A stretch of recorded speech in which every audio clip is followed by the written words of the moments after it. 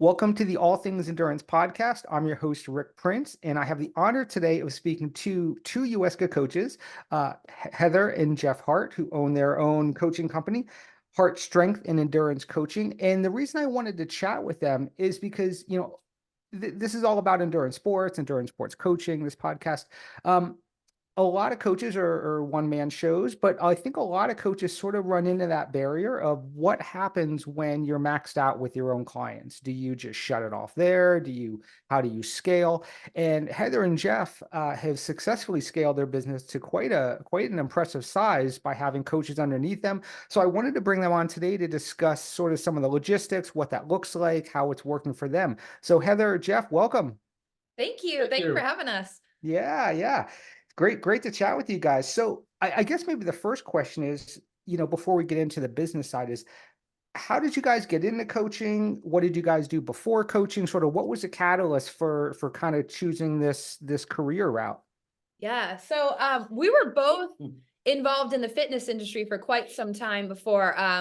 We both worked as personal trainers, running different departments in gyms, and we were both runners as well. And I know for me personally, people had asked me for years, will you help me? Will you coach me for running? And I was like, no, that's not really what I do.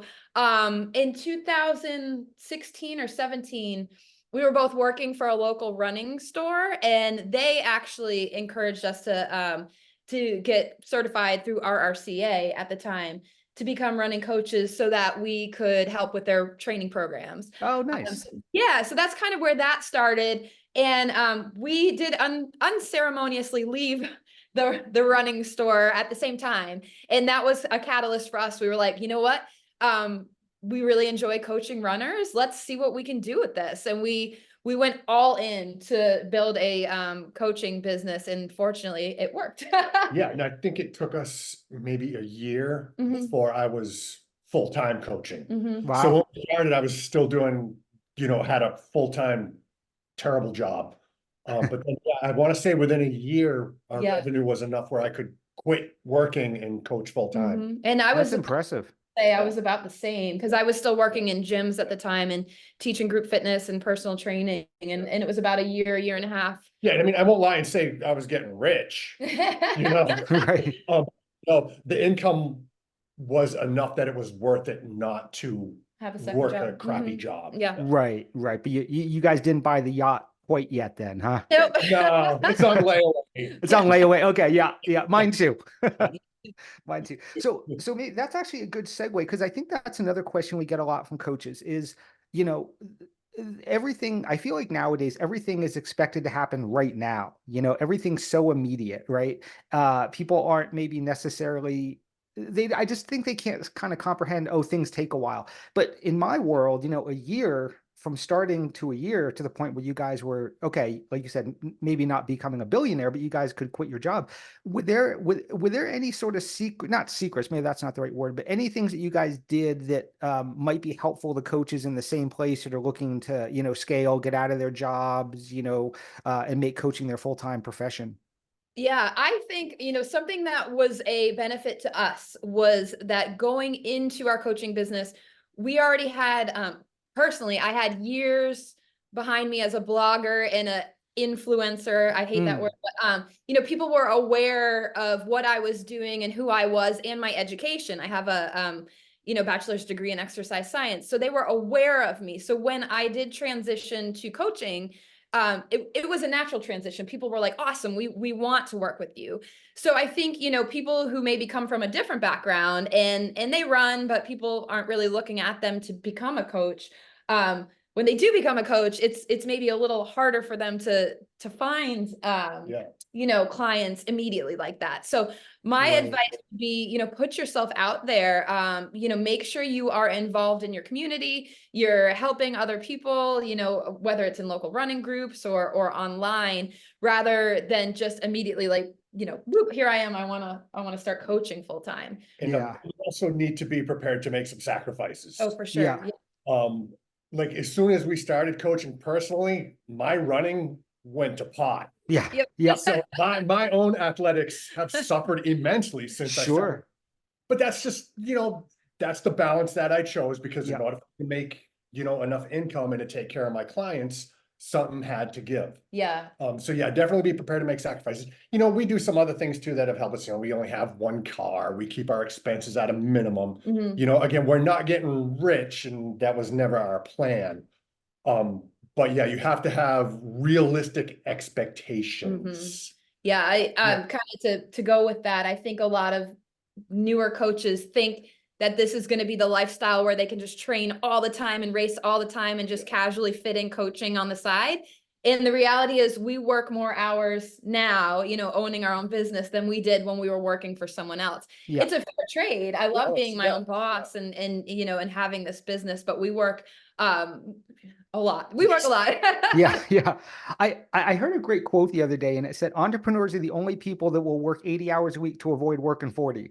Exactly. And I Yeah, think it's I like so that. true, and I think, there's that word or that term lifestyle business that gets thrown out there, owning your own business, having it mostly internet based, live wherever you want. I mean, I'm certainly in the similar boat where while I'm not coaching, I run this coaching company.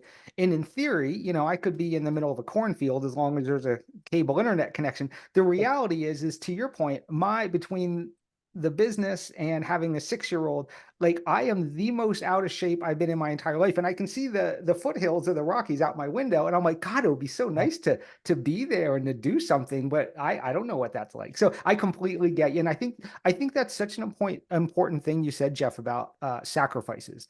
Because I think some people kind of view being their own boss with these sort of rose-colored, lenses. And I think Ooh. if you choose that route, you're not going to have the success. Like you said, something has to give. And it sounds like both you and I, it's our it's our fitness in doing our own things. And it's what it is. But that's an important thing to discuss, I think, because it's not always what people think it is.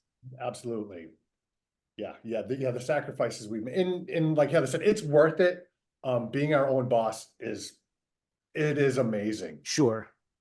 But our whole life does now evolve around our business. Yeah. Yeah. Which is great. But that is the realistic thing. If you want to do this full time, is it becomes your life. Yeah. That can be very, very overwhelming at sometimes. Yeah. Because there's that whole phrase, like, if you love what you do, you never work a day in your life. I think that's the phrase. Yeah. But that's not entirely true. I No. mean, I love what I do, but it is work. Yeah. Yeah. I mean, I'm dealing with 30 some odd clients constantly. And, Yeah. it's not an 8-hour day. No. You don't No. punch in at 8, punch out at 4. No. I mean, Yeah. you do, good for you, but I can't imagine that being a coaching life. No. No. And I actually recently wrote a blog, and this was part of it, was that when I was working, and you guys can appreciate this, when I was working in the fitness industry, I got a job at this big club in New York City. And one of the senior trainers there, when I first got the job, said, look, you have to change your perspective on things. This is where you used to go for fun, to de-stress. Now this is your workplace. And sure enough, he's like, get another gym membership at another gym, because Yes. you don't want to be bothered all the time by your clients, by other, trainers. And also, and it got to the point where I hated being in gyms because I was there literally all day. And so I started, doing more running and biking just because I couldn't even stomach being in a gym anymore. So I think that's a reality that you don't really appreciate until you're in that situation. Yeah. And to kind of go with that same theme, when it's something you love so much and it's also your job, if something happens in your life to make you not love that thing as much, it's still your job, Right. and Right. this is something I experienced. I went through kind of a burnout with my own running, and I had to step away from it. And it was very hard mentally to pull myself away from running, but still be super excited for my clients about running and to stay up to date with all of the, news and everything going on in the ultra running community. It was a struggle. And that was something I had to kind of learn as I went. And so, that's something I think all new coaches need to be aware of. Yeah, that's a great point. That's a great point. So kind of continuing on that ultra running theme, Heather, you spoke at our last ultra running conference. You killed it up there on stage. You talked about the strength training aspect. Obviously, both of you are not just into ultra running yourselves, but also, coach ultra runners. Do ultra runners make up the bulk of your clientele? And then I know you said when you first started, you got certified as an RCA coach and just kind of worked with, I'm guessing, sort of normal runners. When and how did you guys transition into primarily, I'm sure you guys have, regular runners as well, but how did you guys sort of make that transition into ultra running and working with maybe mostly ultra runners? I think it was ultra running from the beginning. Okay. Always worked with clients of all abilities. I've helped people get to their first 5K or their first half marathon. But when we started, I don't even remember when you ran your first ultra. I know. Yeah, I know. I ran my first in 2015, and that's kind of when I personally transitioned to focusing mostly on ultras. And so when we started our business in 2017, this was pre the UESCA certification. There were not a lot of ultra running coaches, and also it wasn't as big and popular ultra running in general as it is. So I think that naturally people were like, oh, cool, you've done this. I want to do it too. Can you help me? And so I think right from the beginning, that was our focus. Not intentionally. It just kind of naturally happened that way. Yeah, because most of my clients at the time when we started were obstacle course racers. Yeah. But okay. Yeah, but then as Heather and I got more involved in the regional ultra scene, people saw that and it just kind of escalated. Yeah.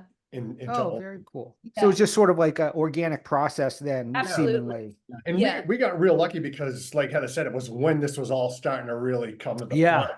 We were there for the early, I wouldn't say the birth, but definitely early when people started realizing like, hey, ultras are more attainable than maybe they look on YouTube or something like that. But also, we just kind of naturally got those first timers, first 50K, first 50 mile, first 100 miler. And it's been that way ever since. I would say that is the majority of our business is either first time ultra runners or still like, newer to intermediate ultra runners. Okay. Gotcha. Sounds good. So kind of going back to the whole coaching business side, what was the catalyst, or what was sort of that inflection point where you guys are like, okay, we need to bring on another coach? Where was it, just your client load? Was it you felt you needed a coach with a different, skill set, or what was sort of the thought process there? Well, so for me, it was client load. Yeah. Okay.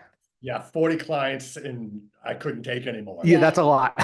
I was working fingers to the bone. But I will tell the story that we early on swore we would never have another coach. We just it scared us. This is our baby. This is our we're very protective of it, and also we just didn't want to have to manage or micromanage or even worry about another coach.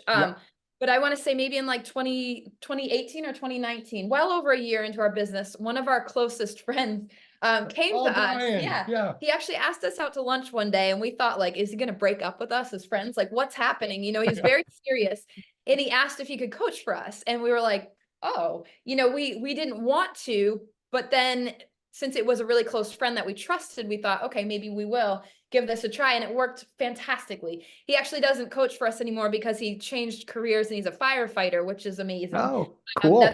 I think he's going to EMT school now. But that was kind of our icebreaker and eased us into, okay, maybe we can have coaches working for us and it's not so scary after all. And Jeff said we did hit a point where he was full, I was full, and we were turning people down left and right. And I didn't want to do a waiting list. That feels, I didn't want to keep people waiting if they had goals.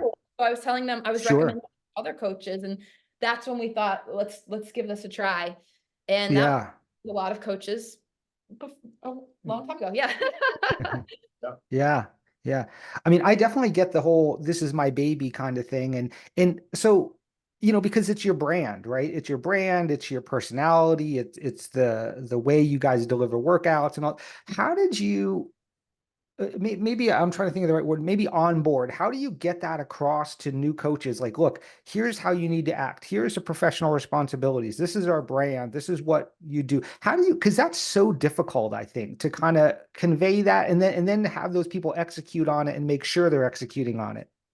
Yeah, so the very first thing we did is interview people, and we would spend like an hour on Zoom with them, just getting to know them and kind of, asking them various questions to see if they would fit with us. And I'm not ashamed to say asking trick questions, like to how they would respond. Sure. And so that was kind of the very first thing we did. And it was really hard because we actually reached out to the UESCA coaching community. That was the number one thing for us, was we want to make sure somebody has that background, that at least that credential and that education to start with. That they're not a self-proclaimed coach. Right. Sure.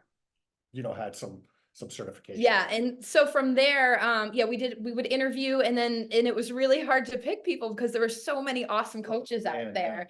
So sometimes it just came down to like a gut feeling that, we felt like this person just we feel that they vibe with us. Yeah. And then from there, we try to stay, especially in the early days of having a new coach, pretty involved, looking at their programming, checking in with them, asking them questions, letting them ask us questions, just to make sure that we're all on the same page. Yeah.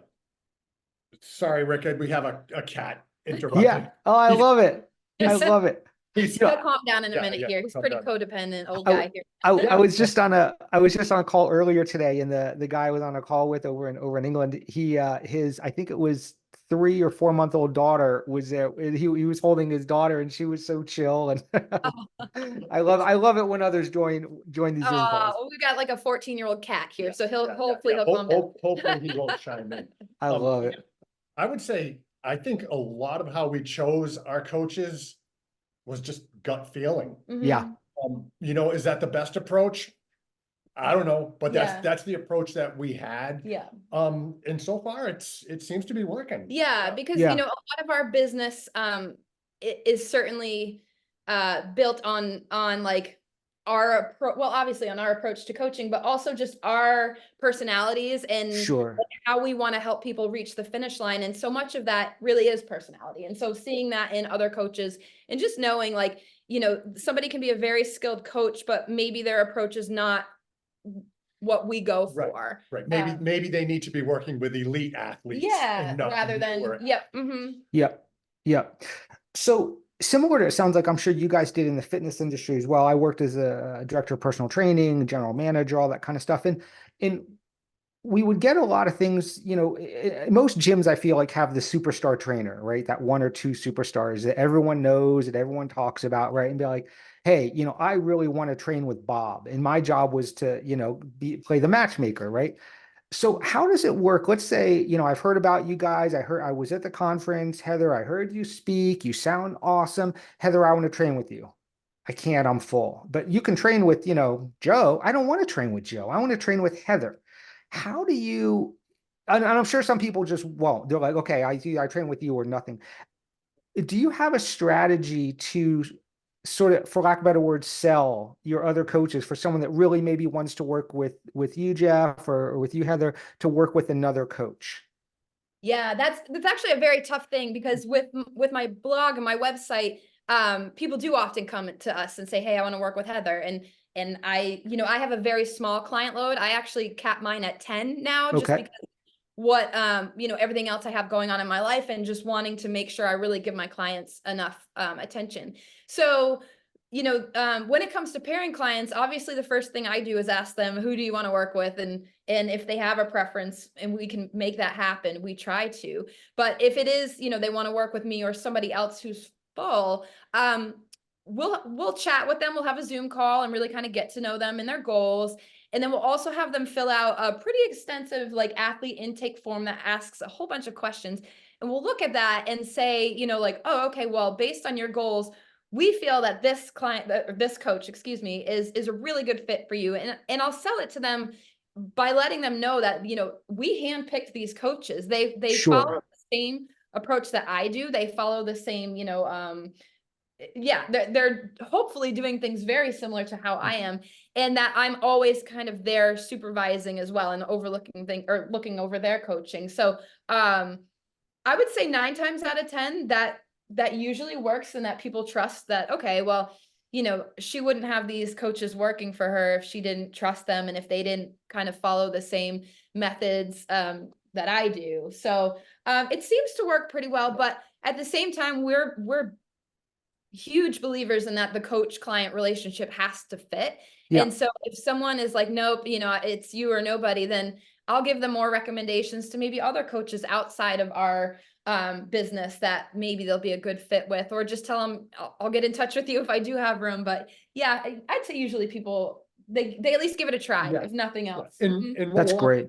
is like if a client comes to us with a particular goal race, if we have a coach that has run that race, Mhm. Mm, that's a pretty good lead in. Yeah. If we have sure. a coach that has coached for that race, okay, that's another follow-up too. Then, we'll often have clients that are looking like, I'm a busy single mom with 2 kids. So, maybe I don't want to give that client to my single male coach that's, able to run 60 hours a week. Yeah. Maybe I have a coach, which I Who do, understands? who Yeah. understands what it's like to be a busy mom with a bunch of Mhm. kids. Sure. So we look for both goal races and kind of like Yeah. the personality traits that, we can line up with a coach. That's Yeah. the great thing about having a diversified group. Yeah. Yeah. That wasn't even something we necessarily meant to do when we brought on coaches, but it naturally worked out in that each one of our coaches has a very different approach. We've got Coach Maggie, who has a bunch of little babies, and she's certified in pre and postnatal fitness. Mm, Coach Kevin has a master's degree in psychology, and he's got the UESCA sports psychology credential. And so, if maybe someone comes to us and they want to work on the mental side of ultra running, we're like, great, this is a good fit. Or, Coach Alex is out in Colorado and has done all these awesome like Leadville and all the things out there. So it's pretty cool in how everyone has kind of a different specialty. And so that's often a selling point too. If a client's like, well, I don't know who I want to work with, we'll be like, well, Coach Lauren, she's an athletic trainer. She works with people who are coming back from injury, and you're coming back from injury. This might be a great fit. So it is cool to have a diverse coaching group. yeah, that's awesome. That's really smart. I mean, that one of the gyms I was at in New York City, I was tasked with growing and redeveloping their whole PT program because it was sort of failing. And that was my thing. I said, whoever walks in this door, I want to make sure we have a coach that fits what they're looking for. So my goal is exactly that, to hire. It sounds like yours was, again, more of an organic process versus mine was a little more purposeful, but I went out of my way to look for, like you said, these different, specializations. Like this one's a bodybuilder, this one's a, endurance athlete, this one, whatever, personality wise as well. So, and the reason the catalyst for that question was I had lunch with Coop last week, and he was telling me that was one of the challenges with him was, people say, hey, I want to work with you. And he's like, well, hey, I full, like, and how many athletes he turns away, or potential athletes that he turns away. So yeah, I appreciate that all those things. Those are great ideas. I love that. It's very cool. So again, sort of a segue from that, what are some of the main qualities you guys look for in coaches? Again, I'm aware that, maybe if I ran a coaching company, that would be slightly different, but what are some of the qualities you guys look for in coaches that you're potentially want to bring on? First and foremost, I would say somebody who's willing to learn and constantly wanting to learn more. We never wanted a coach who maybe was very established in their ways. And we actually saw this a lot from more so like the road running world. Okay. Especially when like in the RRCA, people are very set in their ways, and this is how it is. And Jack Daniels or nothing. yeah, Yeah, and so got it. we wanted people who were, especially since so much research in ultra running is still coming out all the time. We're learning Sure. more and more. We wanted coaches who were always open to learning and never being like, I'm right, you're wrong, this is wrong, so that was huge for us. And then we look more for coaches who are going to help their clients like feel good about the whole process and really kind of relate to the client, even if it's not like textbook coaching.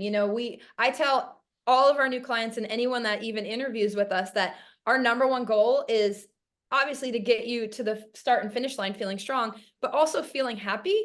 If you get there and you finish your race and you're like, I'm never doing this again because that training process was miserable and I'm exhausted and just like mentally I'm burnt out, I'm done, then I feel like I haven't done my job. Yeah. And I Yeah. want my coaches to kind of approach the same way, that like we all have lives outside of running. Yep. None of our clients are elites. None of them are paying their mortgage with their, race winning. So we definitely wanted coaches who understand that and like really cater to the person rather than the runner, if that makes sense. I love that. Yeah. Yeah. How important is I guess personality maybe is the best way to put it. while UESCA is small, we sort of have this no jerk policy. Doesn't matter if it's, someone we hire for full time or a contributor, like above all else, I don't care how many PhDs you have. I don't care how many, Leadville 100 you ran. If you're a jerk or someone we don't think we'll jive with, we're not hiring you. We're not going to work with you. So how important is that to you? Again, let's say I come in the door with, all these amazing credentials and I've been coaching for my whole life, but I'm kind of an ass. Yeah. I'm assuming you wouldn't hire me. Yeah. No, it's not going to work. Like Yeah. we have some, we do our coach meetings and at the end, I'm like, everybody tell me a dumb dad joke. Like, let's, I love that. And also, we've got our private Facebook group where all our clients will post and I don't even know how this started, but it's been going on for years that whenever Geoff programs a, like a lactate threshold test or something really miserable, a client will post a picture of them giving him the middle finger, like, thanks, coach. I love that. It's all good natured and Got like 100 he's pictures saved. got them saved in an album. So, it's, if we had a coach who didn't like that, and I respect that not everybody is, is into that, but they wouldn't fit with us, Right. and so that would be a big deal breaker. And I think that's why, we spend so much time interviewing on Zoom and just being ourselves. Like we are very we're professional, but we're like kind of all over the place too. And so I think, that naturally kind of weeded out people as well. Yeah. Mm-hmm. Yeah. There's a market for those kinds of coaches. Sure. Absolutely. Oh, for sure. Oh, yeah, but definitely not what we want. Yeah. Yeah. And we also, among our coaches, I think they're all really good at also reading each client, and whether or not that client needs a really gentle hand-holding approach or whether they need kind of more of that drill sergeant approach. And I think every one of our coaches is able to do that when necessary. And that's important to us too. Yeah, that is so critically important. I always say if I got one thing out of my, fitness career of working with hundreds and hundreds of clients, it's the ability to read people. When I sit down for a meeting with someone, again, I'm not always right. And it's kind of like you guys were saying, sort of, feeling the vibes of someone, if you're going to hire them or not. I think that's such an important, like, I don't know if it's called a soft skill or just sort of almost intuition, but the ability to read people, I think, is highly underrated, whether it be with someone you want to work with or someone you want to, whatever. It's just I'm glad you mentioned that. Yeah, I think that's part of the art of coaching too, and you get better at that over time, because you're just going to scare someone off, if they're the kind of person who needs hand holding and you're the drill sergeant, it's not going to work for either of you. So, and then same if it's flip-flopped. Yep. Sure. Yeah. And then of course, adding to that, you do need to learn when sometimes you need to give those hand hold clients tough love, because that's why they hired you in the first place. And that can be a little tricky, but that comes with time and experience and for it's sure. Part of the job. Mm-hmm. Yep. Yeah, agreed. So shifting gears a little bit, when you guys made the decision to hire coaches, said, okay, let's bring someone on, what were some legal considerations, I guess, for lack of a better word? Because I know there's different companies out there that do have similar models, right? And some say, hey, bring all your clients over. Some say you can't have clients on the side if you're going to be coaching for us. How do you know that, maybe someone's coach isn't working out a side deal, be like, look, you guys are paying Hart, these guys, all this money, just work with me. How do you guys sort of manage the legal aspects? And what were some of those aspects? Again, if you guys are comfortable talking about this, some of the things you guys had to learn and some things like that. It has been trial and error for us. Yeah. I won't lie. This is something we've had to learn as we go. In the very beginning, as I mentioned, I was very possessive of our business and scared that people were going to come in and learn how we do things and then take it and leave, and that fortunately hasn't been the case. I would say all of our coaches who have come to us decided to work with us because they didn't have their own kind of client base. And so they were hoping by coming to us, they could build that client base. So we've never really had the issue of them showing up with a ton of clients and wanting to work with us. We have had the issue with a coach leaving and taking almost all of the clients with him. But at the end of the day, going back to the fact that we fully believe that the coach-client relationship is number one. And it just, I know that I spoke with Coop on his podcast about this too, that he's, CTS has like legal documents, whatever. They've got it all written in and how that works. But for us, at the end of the day, we don't want to say, you have to stay with us because legally we've got a contract. If they're not happy and they love that coach, then we wish them the best. We want them to be with that coach. You know, and as far as like bringing in clients, we definitely have a different split, like, you know, how different split on how much a coach gets, what percent they get if we provide the client, or how much they get if they provide the client. And obviously it's more beneficial for them if they provide the client. And yeah, that's worked out really well for us.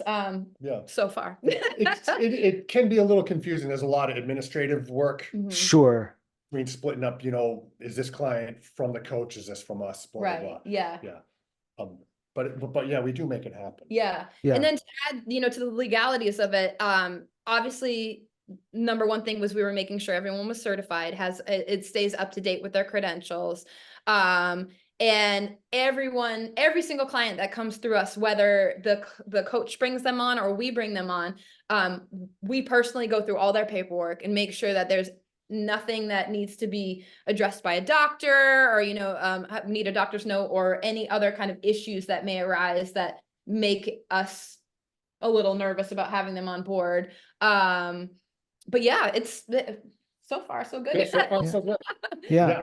So if I wanted, so let's say I wasn't a jerk and you guys wanted to hire me. I mean, I'm a total jerk. You guys would definitely not want to hire me, but let's say I wasn't. Would I need to purchase my own liability insurance and add you guys, say, as an additional insured on the policy, or is that something where you guys would provide the liability insurance? Yeah, so that I will clarify for the listeners, this varies state by state too. Like, I encourage everyone to look into their own, you know, insurance issues and things like that. So we do have insurance that covers our business and our coaches, but we encourage them to also have their own liability insurance. I think that, you know, it is not terribly expensive for a coach to get insured. And I think it's just, it's that extra coverage. Everybody just wants to make sure they're safe. But we do kind of instruct them through all of that. You know, we talk to all of our new coaches about that. And we also talk to them about what they're able to do under HSCC, what they're not able to do. Like, for example, if any of our coaches, which none of them are, no one's a registered dietitian, they are not to be giving out meal plans or anything like that, not under our umbrella. Same with diagnosing injuries. We don't do that. We're not going to provide any sort of medical advice. And that actually is something we talk about in the interview, where we give trick questions.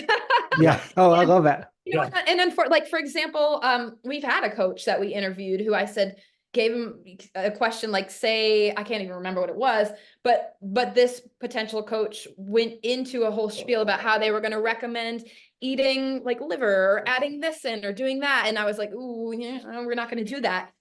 You know, so we try to cover all of our bases, but at the end of the day, we make it very clear to our coaches that we are open and available to talk anytime. Like, they're never to feel like they should know the answer. If they don't know, come to us. Like, we want to make sure the clients are safe, the coaches feel safe, and that everybody's kind of staying within their scope of practice and feeling comfortable.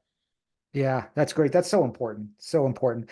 Geoff, you had mentioned this before, about, you know, with having sort of the different tiers as far as if someone brings in their own coach or whatever, sort of that adds to the admin. So again, a good sort of way to go into this next question. I don't know if it's done by time or percentage, but how much time do you guys spend on your own clients versus managing the business and or other coaches? Because again, I think going back to that initial thing, a lot of people might not appreciate how much work goes into the back end that you don't see. Like, I see your pictures on Facebook. I'm like, oh man, I want to have their life. This is awesome. They're doing this adventure race, and oh, this must be easy. They don't have any work to do. They just go out and ride bikes and coach clients. That's awesome. The illusion of Instagram. Yes, exactly. Leave the house some days. Like, I'll be like, when's the last time you left the house? So yeah, it's an illusion. Sure. And it, you know, it does kind of vary. I guess if I had to pin it down, I would almost say 70-30. Okay. 70% of my time is my clients and 30% is doing administrative stuff. Okay. Whether it's paying my coaches, collecting in arrears payments from my clients, shuffling paperwork back and forth. Yeah, I want to say 70-30. Mhm. Okay. Okay. Yeah. And we have definitely outsourced a lot of that and working on outsourcing more, like working with a CPA who keeps Oh. track of a lot of this for us. And, we're starting to work with a marketing person to deal with all of that stuff. So yeah, we're trying to get better at balancing our Yeah, time. the admin stuff, It's a lot. it bites you in the ass. It does. There's a lot to do, and we're still working on streamlining that. Yep. Yeah. Yeah. Yeah. And so that's a great point. Cause I think, when you're first starting any business, you wear all the hats. I mean, not that you ever sort of don't wear all the hats, but you have to be you got to pinch pennies, you're doing the accounting, you're doing this, but as things grow, I think one of the things also, sort of like you said, some people hold on tight to these things too much because like, well, yes, someone could probably do taxes better than me, but it's still worth it for me to do it. But I think, time really is such a critical factor, especially if you want to grow your business, having the bandwidth to be able to market and just think about other things versus be, just constantly, living under a stack of papers. It's a horrible way to go. So what would be your advice to someone that, again, they're not buying the yacht yet. They're not, billionaires, but they're making enough extra money that, in theory, they could work with a CPA or they could work with a marketing professional. Would you say that probably, explore those areas or hold on to that money a little more until it's a little more safe? Or what would be your strategy there? I would say absolutely on the CPA, and that's because this has been my experience. Is taxes are, I won't go into it, but we all know they're incredibly complex. They are. Especially when you're a business. When you're a business, Yeah. because you've got the business tax, you got your personal tax. Are you married? All this stuff going on. And a CPA is going to be able to look at that and just funnel it all down. And they're going to save you so much time and so much stress. The stress, Yeah. yeah. And they're going to do it right. Yeah. Right. Yeah. And they're going to do it right the first time. Yeah. Right. Absolutely on the CPA. Spend the money on a CPA. For Yeah. sure. Our CPA was able to tell us stuff I would have never even thought of. Like when we first started, she was like, you need to become an S Corp. And like, we were like, what's that? We're fitness professionals. We don't know about taxes. Right. So, ultimately I would say she has saved us money. The money that we sure. has saved us money. And like Geoff said, time and stress. Ooh, yeah. So I agree with you. CPA right away. Yep, Mhm. right away. As soon as you have enough income to which you have to report everything, but as soon as you have, kind of cross that If you threshold. only have like 5 clients, then do that's it it. your own. But Yeah. when you're throwing around 30, 40 clients, CPA is the way to go. Yeah. I always joke with my friends, like my biggest fear in life is me, I mean, I have a CPA, but I said my biggest fear is always, I end up in jail for the rest of my life for, some stupid accounting error. You know what I mean? Like it gets like, I don't trust myself with, anything accounting wise. It's like, okay, work with the accountant. Exactly how we are. We are too. Oh yeah. The Yeah. first couple of years of doing our taxes, I was like, oh my God. I'm I'm still waiting to hear back from the I IRS know. in 2017, because who knows if I did it Right. Right. No, I that's think we started with Christy, I think in 2020. Yeah, When we maybe started a little expanding, earlier maybe than a that. little early. Yeah, and it's not, I'll never look back on getting a CPA. Mhm. Yeah. And Great then I would advice. say there, like, really look at so we've graduated to the point where now we're working with a business coach because we've kind of reached a plateau or where we're like, what do we outsource? What are we doing? Where are we going with this? And he had us do a great exercise where you have to write down everything you do all day long. It's very tedious, but then you look at that and say like, well, what do I really enjoy doing? What am I really good at? What are the things somebody else could do? What are the things I hate doing? And when you really break it down, you can find places where it might be worth investing money to have somebody else do that for you. Yeah. I enjoy, I've enjoyed marketing and promoting and things like that. So that's kind of something I've always done up until now. But then, like Geoff said, the taxes, oh no, we don't want to do that. So, Right. yeah, I would recommend to newer coaches really look at where you're spending a lot of time and where you want to be spending your time. If you're spending way more time on the stuff you don't enjoy and it's taking away from your coaching time, then maybe it's worth the money to invest, in that so that you can spend more time coaching and become a better coach. Mm-hmm. Yeah, that's a great point. And I think a lot of business owners, but especially those that are new to it, they can't really differentiate. This is my experience, at least, between an investment and an expense. They just see dollars going out. And I think that's normal, right? Like I still do that. Like, oh God, my accountant costs this much money, whatever. But at the end of the day, you have to realize, okay, but it could bring in X amount more clients or free me up for this much more time, which would allow me to bring in more clients. So I think that's one of the challenges I still face, but I think probably a lot of new coaches are like, well, can I really justify that $100 a month for XYZ kind of thing? Yeah. Yeah. Yeah. I think the other thing too is, putting too much emphasis on things that maybe aren't that important. Like I've seen new coaches drop $4,000 or $5,000 on a website build when like if you're just starting, you can get all of that information across by, spending $100 and kind of quickly watching a YouTube and figuring out how to do it on your own. And then maybe upgrade that later, because is that going to be the deal breaker between you getting a lot of clients? Probably not. If you're conveying the same information. So yeah, I would say in the beginning, really focusing on the basics and looking at your time. Yeah. Yeah. So how do you guys market your business? Again, if any of this is sort of proprietary and you don't want to put it out there, fine.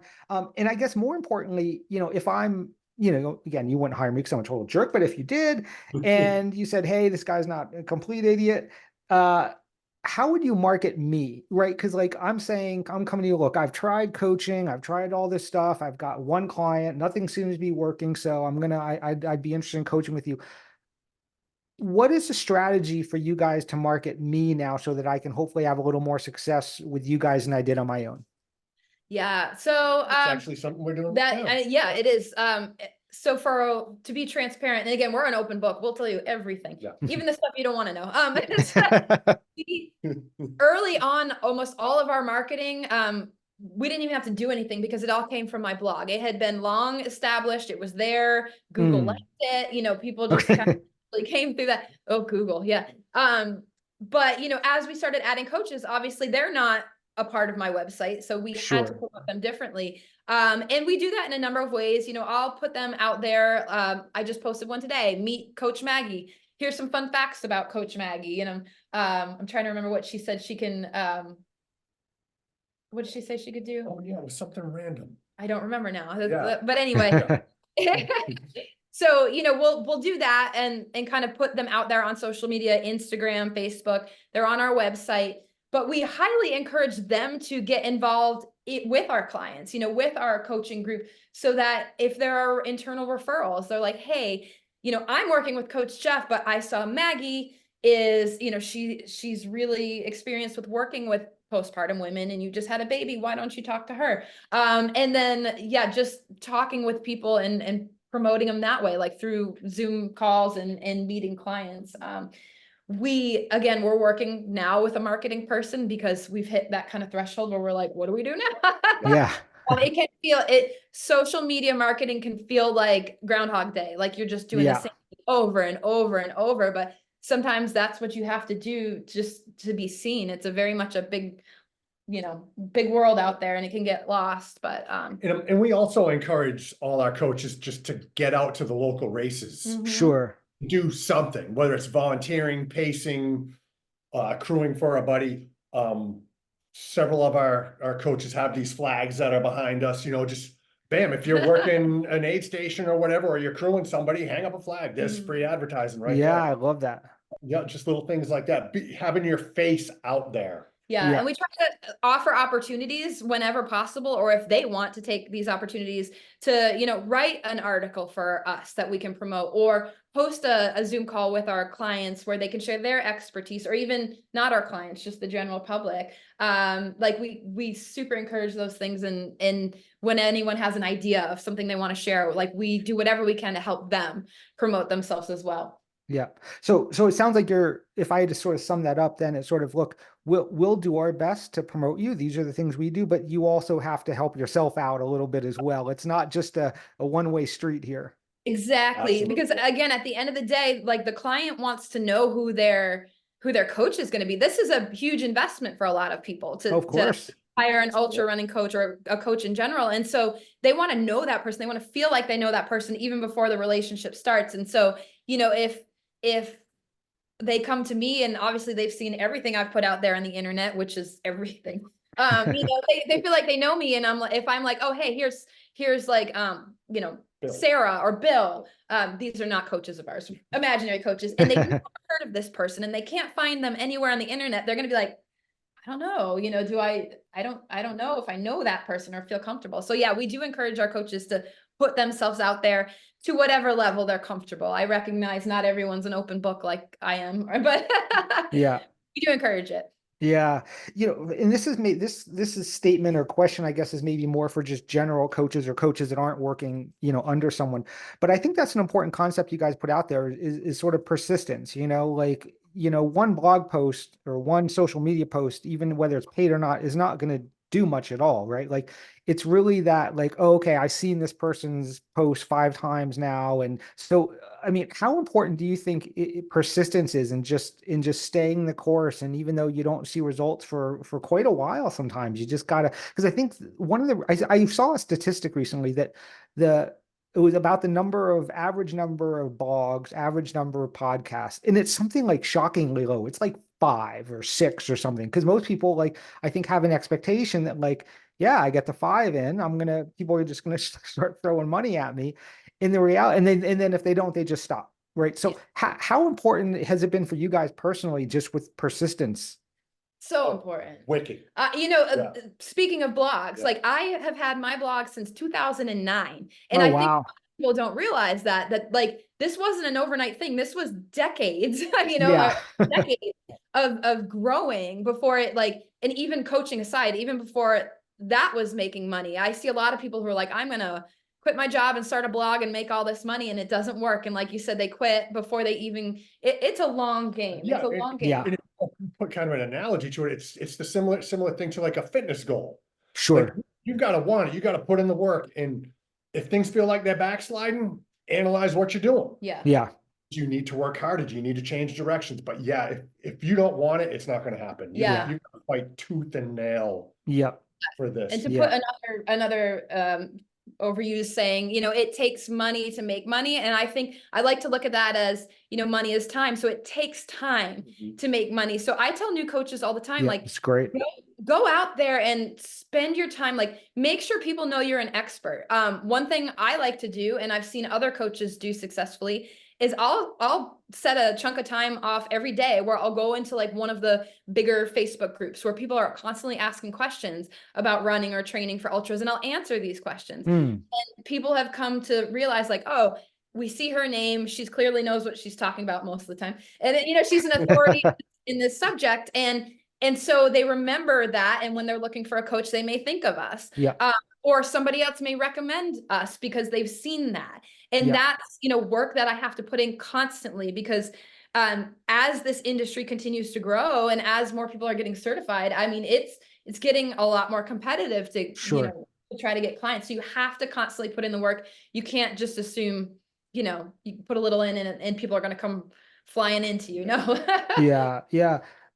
The UESCA coach, Faith Raymond Strayfat, she, that I don't know if it still is, but that was one of her sort of marketing strategies, was spending quite a bit of time on the message boards in those groups, just answering people's questions just genuinely. And then people would sort of, gravitate to her because they viewed her as a subject matter expert. So, yeah. And one of my favorite, again, sort of quotes or whatever, is that overnight success, 10 years in the making.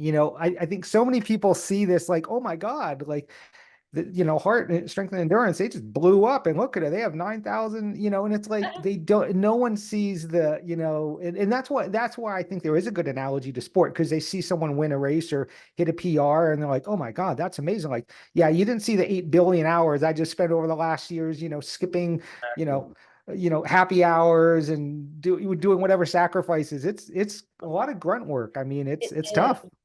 Yeah, like, I don't think most people even realize, like, to write a single blog post, regarding a coaching topic, I know, Rick, you've got to do your SEO research. You've got to put it all together, edit it.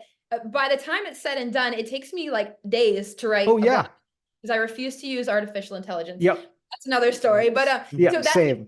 And then the background work, like, I'm constantly updating things on WordPress. I'm constantly having to go back and make sure everything's working. Like, it never ends. So it's not so easy as just slapping together some words in 30 minutes and then hope for the best. Yeah, it's yeah. I was just complaining to Cindy, my business partner, yesterday, the day before, about blog posts. I'm like, this took me all day kind of thing. Yeah. But to write good content, and to your point, kind of what, to make sure Google likes you, you got to do it. If you put crap out there, it's, people, most importantly, people aren't going to want to read it, and they're not going to want to continue to read stuff you put out. But yeah, the SEO element, just doing research for a blog, it's a lot, but I appreciate that. I That was appreciate something that. he had to learn early in our relationship. He'd be like, "Where's that blog post?" I'm like, it's taken me days to write this. Like, I don't think you understand how much work there is in it. Right. Yeah. It's a lot. It's a lot. So what are some of the biggest challenges that you guys have had with having coaches work underneath you? Sort of that pivot from this is my gig to this is all of our gigs here. Good question. Hmm. I know that one of my struggles has been assuming that the coaches will know what to do in every situation, when maybe they don't, because they're still new and they're still learning. We recently had that kind of happen with one of our coaches who, again, still learning, and we kind of didn't check in as often as maybe we should have. Yeah. And when we did, we were like, "Oh no, what's happening?" Like, this is we need to kind of stay on top there. But then also, I think just staying up with expectations of how much work we expect them to put in with each client. That's another struggle we had with a former coach that just kind of wasn't putting in the amount of work that probably should have been put in, and clients were coming to us upset, and that was really kind of frustrating. But ultimately, it does boil down to, this is our business, and it's our responsibility to make sure those coaches know our expectations, because not everybody does everything the same way. So I would say that's my answer. What you got? Yeah, I think kind of what you just said, like, not everybody does things the same way. And it's hard, like, if I have another coach and a client that are having, like, I don't want to say a conflict, but something that's not working smoothly. Sure. How do I address that? Like, Yeah. how do I go in and how do I fix this? Because I don't know the whole story behind this client, because they're not mine. So it's just kind of being sensitive to both the coach and the client. And, we want to have faith in our coaches, And we do. and we absolutely do, but we also have Sure. to, that we're looking at it through the client's eyes too. Yeah. Right. Yeah. Right. Yeah. I can't put anything particular without violating HIPAA or FERPA Right. to the forefront. But I think that's something that a lot of boss coaches they're going to eventually have to come to grips with their hired coaches, that there's going to be administrative, not drama. What's the word I'm looking for? Conflict. Yeah. Just stuff that you're not going to expect that you're going to have to deal with. Yeah. And for me, as a business owner, that's been kind of the hardest thing, is to remember that at the end of the day, this is my business. And while I, love my coaches and I consider them friends, it's my business. And if I have to be the mean person and tell them, you're not doing this right, this is not what we expect, I have to do that. And that's been very hard for me. Yeah. But yeah, it's like you said, that's something you just have to do if you're going to put yourself in that position of having coaches working under you. Yeah. Like, sometimes to be the asshole. Yeah. Oh yeah. And the boss that you have to be. Yeah. And so I guess, because that's always something that has been hard for me, right? Because, like, you want to be nice, you want to, these are people are sort of your friends. How much of an impact from a positive standpoint do you think, your previous career was, working in clubs, managing people, to now being in this role now where you're, again, managing people? Because I can imagine that maybe if someone has never been in a managerial role and now they're sort of thrust upon by their own choice to hire coaches, and now they're like, oh God, wait a second, this isn't working, I have to do some type of counseling, or whatever the word you want to use. I can see that being more difficult. So I guess, how do you think you learned strategies and maybe had at least a little bit higher comfort level because of your previous role managing people in health clubs? I would say yes. Yeah. And to go back even further, before I was in the fitness industry, I was a bartender for a long time. Oh, wow. Okay. Where you just learn how to read people and talk to people and kind of meet them where they are, and I would certainly say that helped a lot. But still, that's one of the reasons why we're working with a business coach. We need somebody to remind us these things too, that it's okay to ask these things of other people. because they're working for you under your business. It's definitely, there's been a learning curve, because I wouldn't say I was ever in like an incredibly high management position. You know, working in gyms and overseeing personal training departments, a lot of those people were 1099 contracted. So, you know, they're doing their thing. I'm just making sure they're getting paid. And so it wasn't so much managing, but one of the things that I think has worked really well for us is that we've brought on coaches who were willing to learn and wanted to learn, and were in the earlier stages of their coaching careers. And so they've been open and receptive to these things and wanting to learn and wanting to get better and wanting that feedback. So it's been easier to give it in that sense because they want it. Yeah, because we're not like button heads managing style, like we're coercing and helping and moving the flow along. And helping them grow. Too. Yeah. So yeah, we got real lucky with that. Like our coaches, there's been very little conflict. Like managing them almost feels too strong of a word. I know. Yeah. Sometimes we're like, hey, you good? Everybody good? Okay, great. Everyone's good. So that's amazing. That's amazing. Well, that's a kudos to you guys. I mean, again, for being able to read people, bring on the right people. That's incredible. That's awesome. Yeah, that's awesome. A lot of it's luck and a lot of it's just luck. Luck, yeah. Yeah. Whatever it is, you guys are doing something right. So I want to kind of finish off with this question. So if there's a coach out there who's looking to hire coaches underneath them, what's some advice you would give them? I know we touched on some of these areas already, but like, you know, if I came to you guys for advice, again, I certainly appreciate, you know, how transparent you guys have all been and said, hey, look, I'm looking to start up a similar thing. I'm, you know, based in Pennsylvania. What's some advice you guys could give me with hiring, maybe bringing on one or two other coaches underneath me? I would say first things first, do all of your due diligence on like the legalities and the financial side in your state. You know, find out what you need to cover yourself and your business by bringing on another coach. Find out all the tax stuff that you need to know about paying someone else. Like figure that all out first, because you owe that to your future coach, that they're not going to be like chasing you around trying to figure out how they're getting paid or where their, you know, W-2 or 1099 or whatever is. And then second, thanks to Drew, our business coach, for this one. We lucked out in doing this organically, but he's pointed out to us, like, write down kind of your vision or your, what's the word I'm looking for? Mission statement. Yeah, like your mission statement. What is important to you and what kind of business are you trying to build? And when you have that in writing and in front of you, it's so much easier to bring on a coach that fits with that, rather than just kind of grasping at straws and hoping it's a good fit. Like, because not only will it help you, but it will help that coach determine if this is what they want to, you know, be associated with, if this is their vision as well. Yeah, and I would say, take your time. Yeah. And use your gut instinct too. Yeah, for sure. If your gut instinct has worked for you in the past. Yeah. If it hasn't worked for you up until this point, do not use Ask your a gut friend. instinct. Yeah, refer to someone.